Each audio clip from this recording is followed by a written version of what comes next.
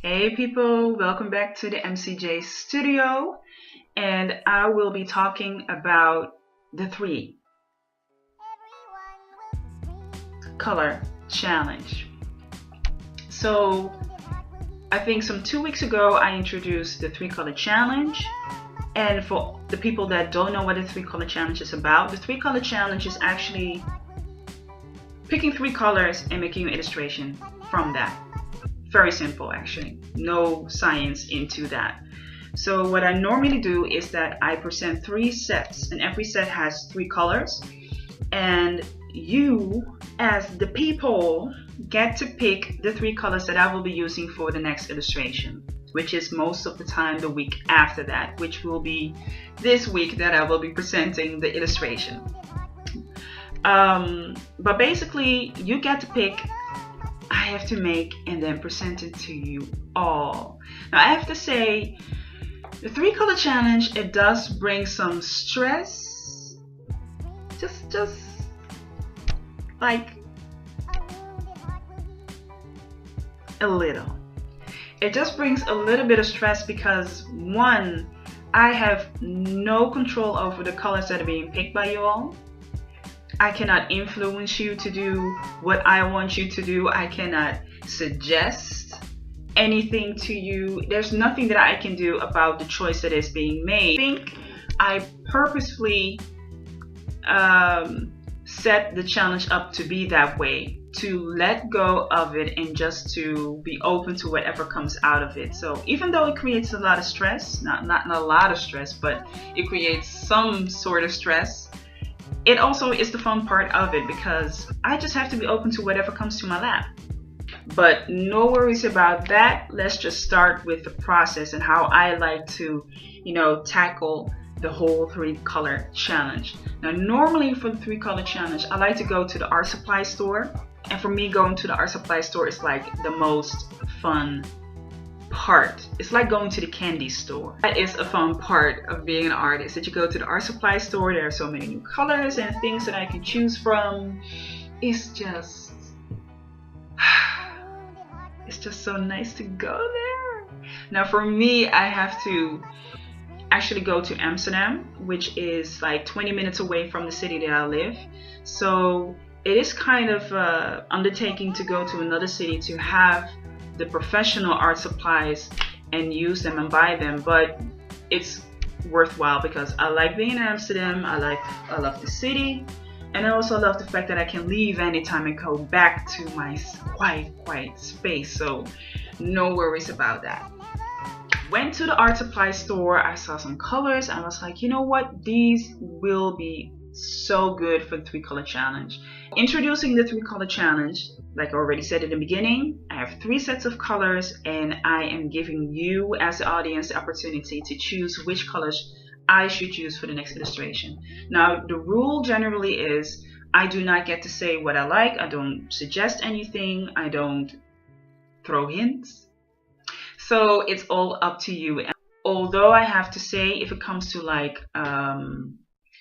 making an outline or just adding like little things with other colors, then I will do that. Like in this illustration, I definitely did that. But let's say from 95 to 98% of the illustration, you can definitely see that this is a three color challenge and these are the three colors that have been used for the illustration. So that is generally the rule.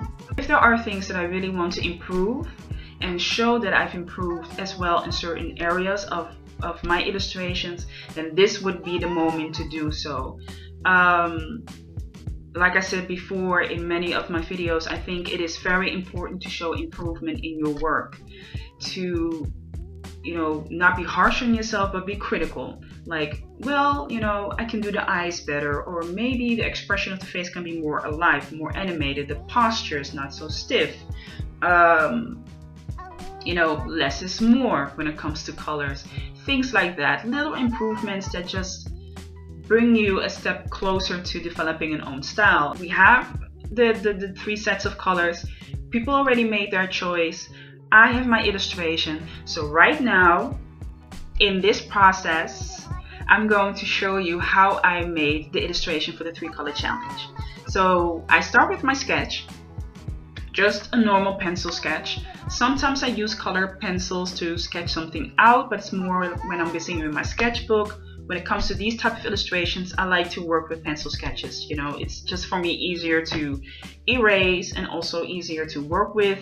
Color pencils tend to stain, and the normal gray pencils do not stain. First, start with my hard pencil, make a light sketch. Then I use the softer pencil so that the lines become more definite.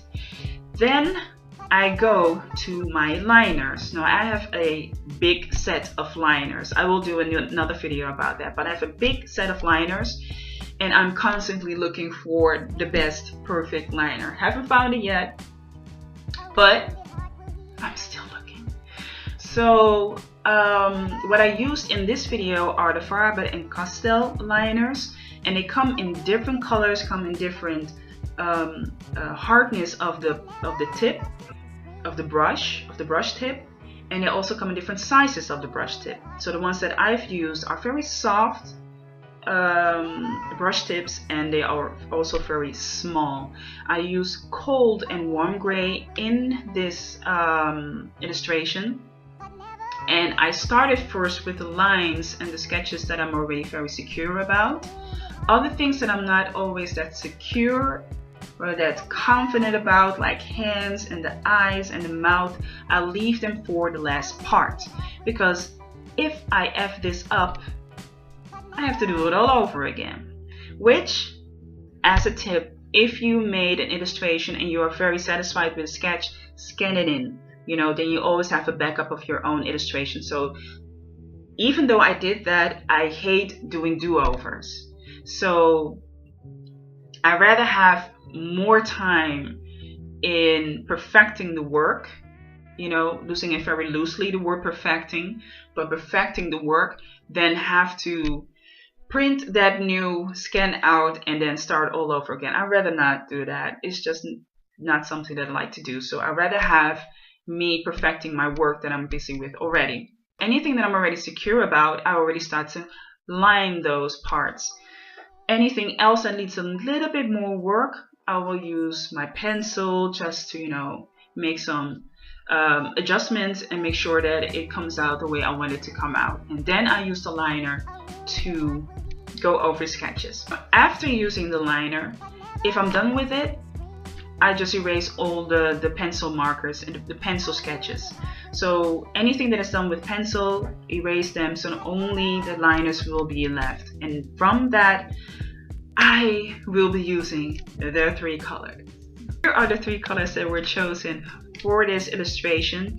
And what I normally do, you know, not to go really deep into it, is that I start with the lighter colors first, and then anything that needs more shading or I want to accentuate, I use the darker colors over that, or use the lighter color and go over that again. So in that way I create contrast, I accentuate certain areas, I create shading, and I also create, of course, more personality to the whole drawing.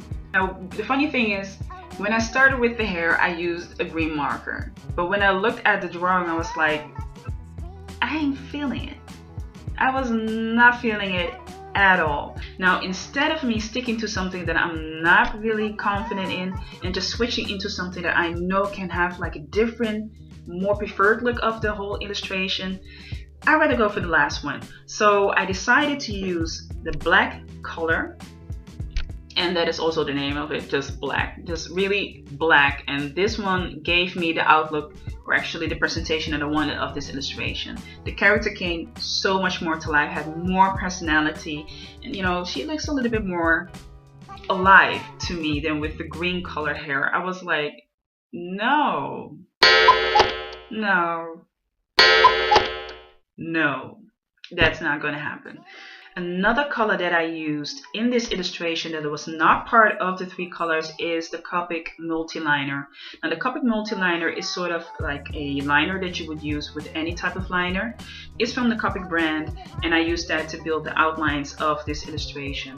Even though I love bold outlines, I didn't want to make these too bold I wanted to add them here and there. So in this illustration, you won't find like this really crisp outline. I like to have it here and there. It just gives a little bit more character to my illustration. I can imagine that other people would say, well, it's not finished. Well, in my eyes, it just, you know, I like to use it as an extra, but not to overdo it. So that's the way I like to do it. And that's also the reason why I like to use other color liners, because sometimes with black, it can be really harsh. And using other color liners, you bring a little bit of softness and also a little bit of cohesion with anything else in the illustration. So that is the reason why I just used it sparingly and not all over the illustration. Now for the background, I used a different type of color that was not part of the 3 colors. Now it does come, you know, it does come in that family, how you say that? It does coincide with the other colors of the Copic markers, but it's not really, you know, it wasn't chosen by y'all. Sorry. So I did break a rule a little bit, but not too much, because if you look at the drawing, you would not say that, you know. Yeah. So I used this nice white Copic marker, and it has the color BG10. Unfortunately, I cannot see what the name of the color is, so that I cannot tell you. The only thing I can tell you is it's BG10. That's it. But I used that as the background of the color, and there where I wanted it to be a little bit more darker, you go over it again, and then you will have that result of having a little bit of darkness. But it really suits the illustration. There you have it. This is what I made from the 3 color challenge. I hope you liked the illustration. It is available in my shop. You can order it there. Subscribe to the newsletter, subscribe to this website, and you will never miss a new video. You can also go to one of the social media platforms that I'm on and join me over there. For now, I'm gonna say have a great day, and I see you next time. Bye bye.